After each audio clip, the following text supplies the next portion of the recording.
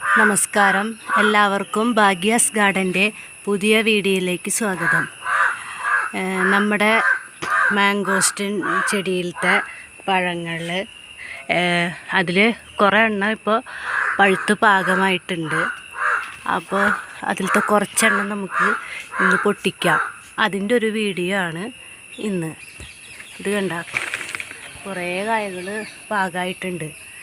ഇതിപ്പോൾ രണ്ടാമത്തെ കൊല്ലാണ് നമ്മുടെ അവിടെ മാംഗോസ്റ്റിൻ കായ്ക്കണത് കേട്ടോ. നമ്മളിത് ചെടി കൊണ്ടൊന്ന് വെച്ച് ഒരു അത്യാവശ്യം വലിയ ചെടിയായിരുന്നു. അതൊരു 5 കൊല്ലം കഴിഞ്ഞപ്പോൾ കഴിഞ്ഞ കൊല്ലത്തേക്കാണ് 5 കൊല്ലമായത്. അപ്പോൾ കഴിഞ്ഞ കൊല്ലം പൂത്തു, കുറച്ച് കായ്കളെ കിട്ടിയുള്ളൂ കേട്ടോ. പക്ഷേ ഈ പ്രാവശ്യം കഴിഞ്ഞ പ്രാവശ്യത്തേക്കാളും കൂടുതൽ കായകൾ പിടിച്ചിട്ടുണ്ട്. കഴിഞ്ഞ പ്രാവശ്യം നമുക്ക് 1-2 എണ്ണമൊക്കെയാണ് ഒരുമിച്ച് പഴുത്ത് കിട്ടാറുണ്ടായിരുന്നുള്ളൂ. ഇപ്പോൾ നോക്കുമ്പോൾ ദാ കുറേ എണ്ണം പൊട്ടിക്കാണ്ട പാകമായിട്ടുള്ളതുണ്ട്. അപ്പോൾ ഇന്നലെ ഇവിടെ നല്ല മഴയായിരുന്നു. അപ്പോൾ ആ മഴയത്തു നിന്ന് നമുക്ക് കുറച്ച് മാംഗോസ്റ്റിൻ വീണ് കിട്ടി. അപ്പോഴാണ് ഇത് പൊട്ടിക്കേണ്ട പാകമായെന്ന് മനസ്സിലായത്. കഴിഞ്ഞ പ്രാവശ്യമൊക്കെ നമ്മളിതൊന്നും പൊട്ടിച്ചേരുന്നില്ല, വീണത് എടുക്കുമായിരുന്നു. ഇതിപ്പോൾ പഴുത്ത് വീണാലും ഇതിന് വേറെ കേടുകളൊന്നും സംഭവിക്കില്ല. ഇതിൻ്റെ ഈ തൊണ്ടിന് നല്ല കനമുള്ളത് കൊണ്ടേ കണ്ട നല്ല പാകമായിട്ടുണ്ട്.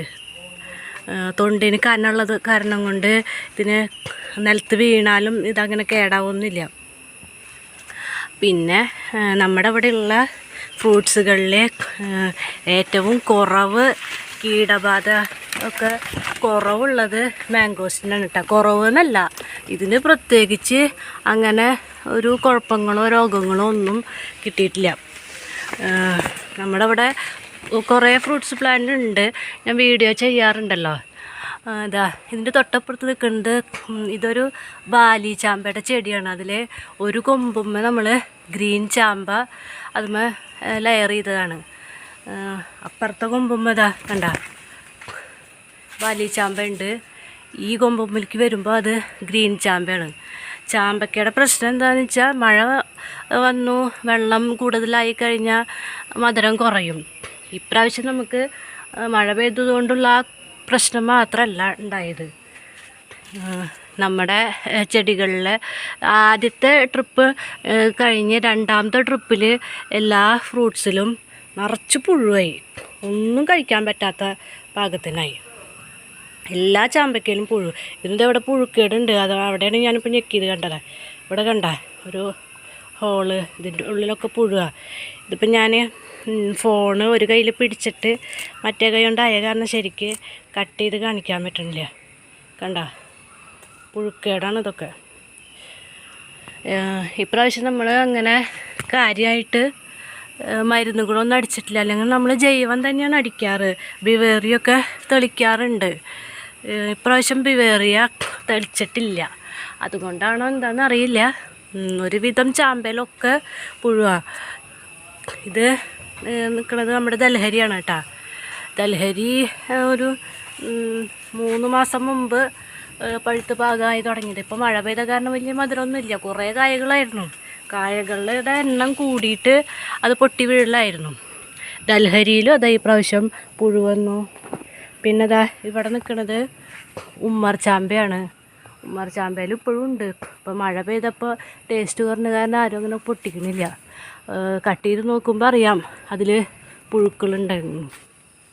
പിന്നെ ഇത് നമ്മുടെ ഡ്രമ്മിൽ വെച്ചിട്ടുള്ള NR പേര. അതിൻ്റെത് ഒരു കൊമ്പുമ്മേ കുറച്ച് കായകൾ പിടിച്ചിട്ടുണ്ട്.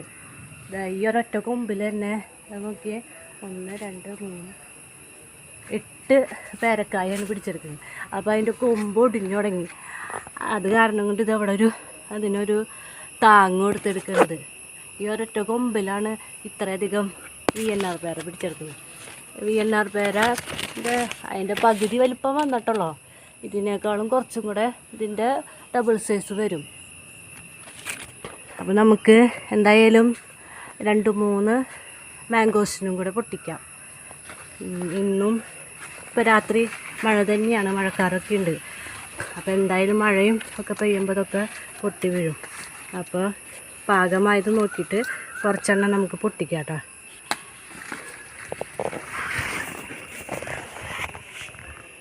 ഞാൻ പൊളിച്ച് കാണിച്ചു തരാൻ പറ്റുമോയെന്നൊന്ന് നോക്കട്ടെ.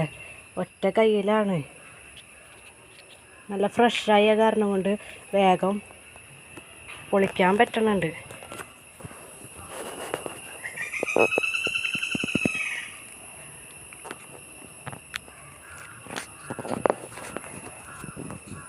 ഇതാ ഇങ്ങനെയാണ് കേട്ടോ.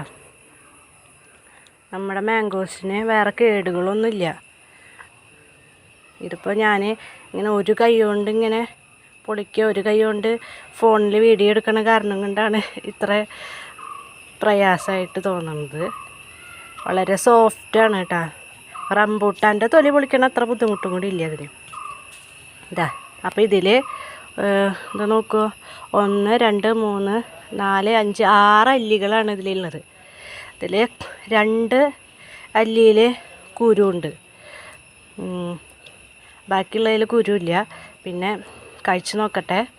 നല്ല മധുരമാണെന്ന് പിന്നെ പറയേണ്ട കാര്യമില്ലല്ലോ മാംഗോസ്റ്റീൻ. നല്ല മധുരം തന്നെയാണ്. ആ മധുരത്തിൻ്റെ ഇടയിൽ കൂടെ ഒരു ലൈറ്റായിട്ടൊരു പുളിരസം കൂടി ഉണ്ടെന്ന് മാത്രം. അപ്പോൾ എല്ലാവർക്കും വീട്ടിൽ നടാൻ പറ്റിയിട്ടുള്ള ഒരു ചെടിയാണ് കേട്ടോ മാംഗോസ്റ്റീൻ. ഇത് നട്ട് നമ്മൾ 7 കൊല്ലം കഴിയുമ്പോൾ, ഞങ്ങൾ കുറച്ച് വലിയ ചെടി മേടിച്ച കാരണം 5 വർഷം കഴിഞ്ഞപ്പോൾ തന്നെ കായുണ്ടായി. ചെറിയ തൈകൾ 1 വർഷം പ്രായമായതൊക്കെ 7 വർഷം കഴിയുമ്പോൾ തൊട്ടിട്ട് കായുണ്ടായി തുടങ്ങും. ഇതിൻ്റെ ഒരു പ്രത്യേകത എന്താണെന്ന് വെച്ചാൽ, നമ്മളിതിന് അത്രയും നല്ല സൂര്യപ്രകാശം വേണമെന്നില്ല.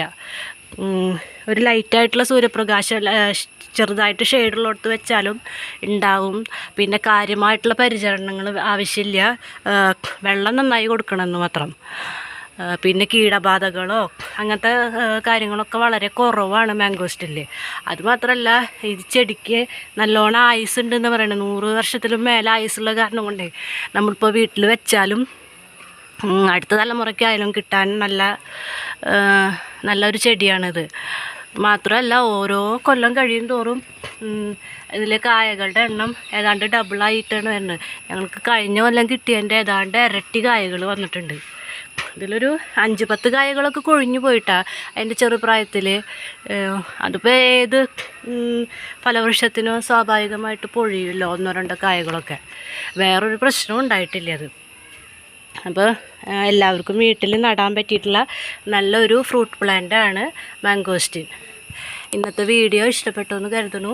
ഇഷ്ടപ്പെട്ട് കഴിഞ്ഞാൽ എല്ലാവരും ലൈക്ക് ചെയ്യണം, ഷെയർ ചെയ്യണം, സബ്സ്ക്രൈബ് ചെയ്യണം. എല്ലാവർക്കും നന്ദി, നമസ്കാരം.